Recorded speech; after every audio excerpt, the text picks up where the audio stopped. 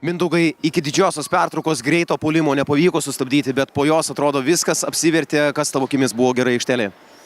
Tai visų pirma gynyba.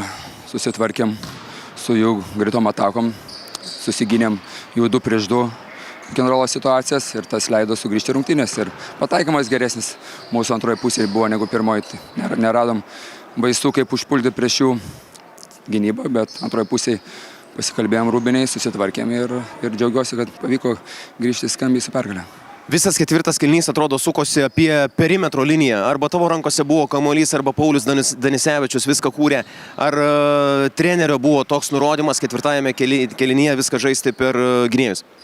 Jo, treneris akcentavo, atakavom jų didelius žmonės. Vis tiek, kaip bebūtų, mes geriausiai jaučiamės su kamuoliu tose situacijose. Tai treneris pasikėjo.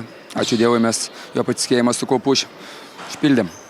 3 pergalės iš eilės, kaip šią bangą dabar išlaikyti ir kas bus svarbiausia tavo akim? Tai kaip ir kiekvienos varžybos, pradėti nuo nulio, pasiruošti gerai rungtynėms, ateiti, kovoti, stengtis, išpildyti rungtynių planą ir tada galim tikėtis pergalių.